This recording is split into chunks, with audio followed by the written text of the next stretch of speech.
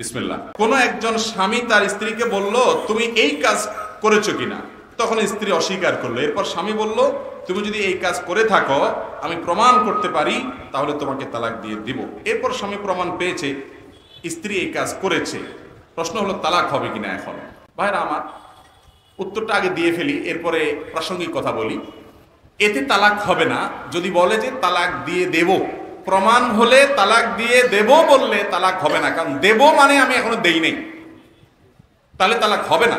যদি সে না দেয়, দেব বলার পর প্রমাণ পাইছে, এরপর যদি সে তালাক দিয়ে দেয় তাহলে তালাক হবে। শুধু ওই আগের কথার কারণে কি হবে না? তালাক হবে না। কিন্তু এইটুকু কথার কারণে বউরে তালাকের কথা বলা, এটা ছোট লোকই ছাড়া আর কিছু।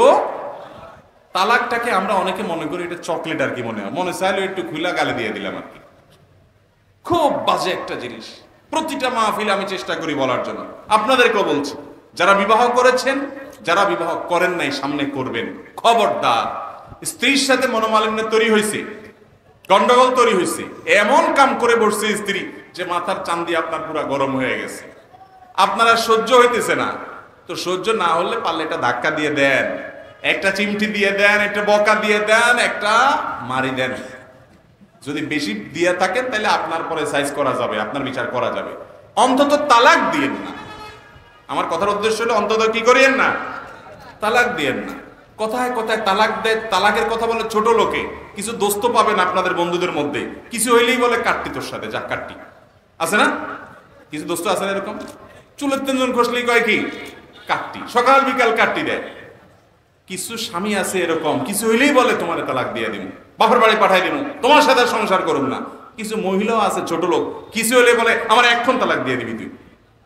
মনে হয় যে চাইনিজ খেতে চাইছে, মনে হয় যে এত স্বাদের জিনিস, স্বামীকে এখন তালাক দিয়ে দিবি, এখন আমার বাপে পাঠা দিবি, তোর সংসার আমি আর করুন না, তোর ভাত আমি আর খাবো না। আছে না নাই?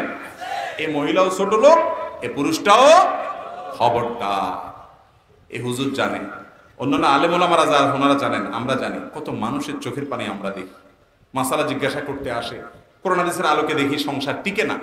মাসআলা শোনার পর চোখের পানি ফেলে দেয়। হুজুর, দুইটা বাচ্চা আছে, তারা মাদ্রাসায় পড়ে, বলে ফেলছি বারবার জীবনে বিভিন্ন সময় তালাক দিছি, গুনতে গুনতে 3টা পার হয়ে গেছে।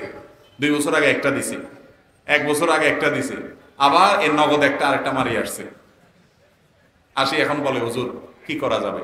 হুজুর কোনো রাস্তা নাই, হুজুর একটু আল্লাহ আল্লাহ মাফ করবে না হুজুর, আমি তওবা করছি, আমি লজ্জিত হয়েছি। আমি বলি ভাই, একটা ধারালো ছুরি আইনে আমার বুকে খপ করে মেরে দিলেন আপনি, মারব, আমি মরে গেলাম।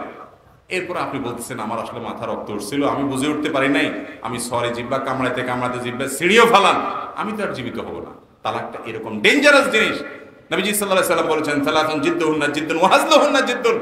3টা বিষয় সিরিয়াসলি বললে যা হবে, রসিকতা করতে করতে বললেও তা হয়ে যাবে। এটা ফেরত নেওয়া যাবে না। দুনিয়ার সমস্ত আলেম ওলামা, মক্কার মদিনার ইমামরা, বাইতুল মুকাররমের খতিব, সব বড় ছোট হুজুর সব একসাথে করেন। এরপরেও তালাক যদি 3টাই হয়ে যায় কার্যকর, বারবার তালাক দিছেন, গটাই ফেলছেন কাম, তো সব হুজুর একসাথে হইয়াও আর জোড়া লাগাইতে পারবে? এর জন্য আপনারা হিল্লা নামক 2 নম্বর আরেক বদ এবং নোংরামি, জঘন্য খারাপ কাজের যদি আশ্রয় নেন, তাহলে আরেক গুনাহ হবে। খুব ডেঞ্জারাস বিষয়। এই জন্য ভাইরা, তালাক এত ছেলে খেলা না, রাগ উঠলো আর মাইরা দিলেন, এগুলো করবেন না। আমার এক উস্তাদ ছিলেন খুলনাতে, ইফতা পড়ছি যার কাছে, হুজুরের যে গদি ছিল, গদির নিচে একটা বেত ছিল, বেত। মাসলা টাসলা জিজ্ঞাসা করতে আসলে, ভালো ভালো মাসলা জিজ্ঞাসা করলে উত্তর দিতেন, কোনো অসুবিধা নেই। যদি হুজুর জিজ্ঞাসা করতেন কি মাসলা জিজ্ঞাসা করবেন আপনি, তো যদি বলতো হুজুর তালাকের মাসালা, তো হুজুর আগে শুনতেন, হাতে আস্তে আস্তে হাত বেতের কাছে নিয়ে শুনতেন। যদি বলতেন নিজের বউরে তালাক দিয়ে আসছে, হুজুর বিসমিল্লাহ বলে ব্যাটটা নিয়ে কস কস করে মায়ের শুরু করতেন। সে কোন শিক্ষিত, সে কোন সরকারি অফিসার না, কোন আমলা, এসব দেখার টাইম নেই হুজুরের। দমসে আগে ফিরে নিতেন, ফিটাতে ফিটাতে হাঁপায়া এরপরে বলতেন, এবার বল কি করছস, এটা কামার পাস না, আকাম কোকাম গড়ায় এসে মায়ের বউরে তালাক মারছে এসে। এরপর আমার কাছে মাসলা যে মাস তালাক দিছস, আগে মায়ের গাবি, তারপরে মাসলা। একদিন এক বুড়ো আসছে, ভদ্রলোক ভ্যান চালায়, তো আমরা দোতলা, আমাদের ফতোয়া বিভাগ ছিল, ওই দোতলায় আসছে, হুজুরে খুঁজতেছি। তো আমরা বললাম হুজুর তো ওই নিচে মাঠে দাঁড়ায় আছে। আমরা বললাম আরে বুড়া বেচারা, এই লোকের বেত দিয়ে মাইর দিলে পড়ে যেত। ভাগ্য ভালো হুজুর জায়গায় নাই, বেত নাই হাতের কাছে, হুজুর মাঠে আছে। আমরা পাঠিয়ে দিলাম, চাচা ভাগ্য কপাল ভালো থাকতে থাকতে মাঠে যান। পাঠাই দিছি আমরা দাঁড়িয়েছি বারান্দা থেকে, কাহিনী কি হয় দেখি। ওই বুড়া হুজুরের কাছে যাওয়ার পর কথাবার্তা বলছে, দূর থেকে বোঝা যাইতেছে তালাকের কথা বলে ফেলছে। হুজুর এখন তো মারি দিছি, কি করবো?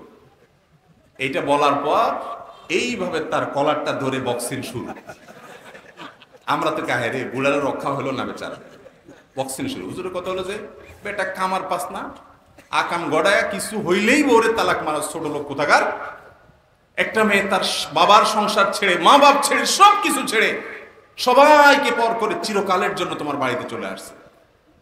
ভুল হতে পারে, অন্যায় হতে পারে, বিচার আছে, সালিশ আছে, দরবার আছে, দূরে তালাক মেরা দাও। আল্লাহ তাআলা আমাদেরকে হেদায়েত দান করুন। খবরদার তালাকের কথা বলার আগে 40 বার ভাববেন।